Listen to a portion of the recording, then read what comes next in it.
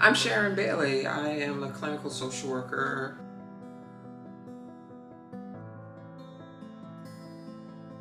So PFC, Joseph P. Dwyer, was an Army combat medic, and he went on a deployment, came back, and struggled with huffing and alcohol and trying to numb up some of the symptoms of PTSD that he experienced overseas.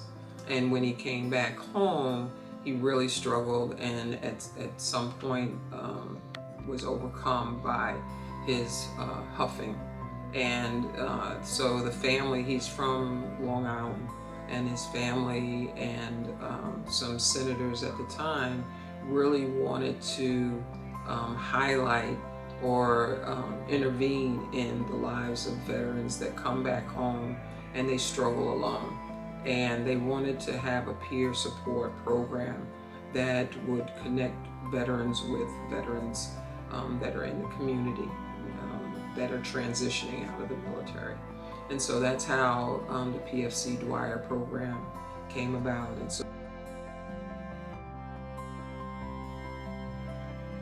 okay, so sometimes when a veteran is in the community, they end up, being isolated, and they're isolated from family members, and they end up possibly getting in trouble with the law, or they just become homeless, jobless, and stuff like that. So we've had veterans that were struggling and not able to get a job, to helping them get confidence, knowing that they've gone through a lot already and they know a lot.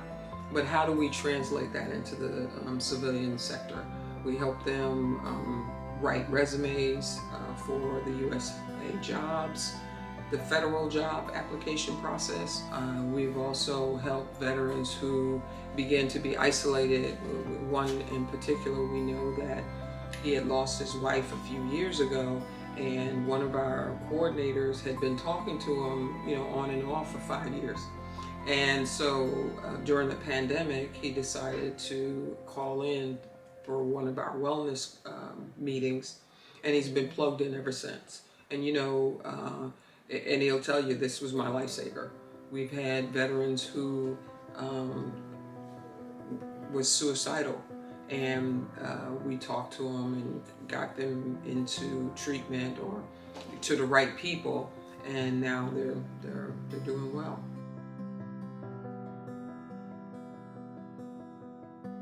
When it comes to post-traumatic stress disorder, veterans experience it, but not only veterans, those that have experienced a trauma in their lives, be it an assault, a robbery, or something like that.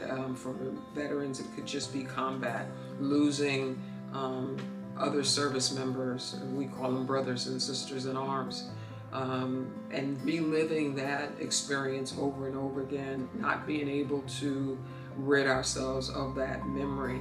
It also having the flashbacks, that there's things in the environment that could bring those memories back. It could be a piece of foil paper on the ground that reminds an individual of a situation that occurred. It has nightmares.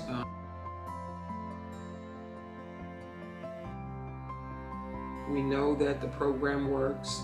We know that peer support matters. And we're saying thank you for our service for the veterans. We need to prove it. We need to step up and do something, because there are things that we can do to change a veteran's life.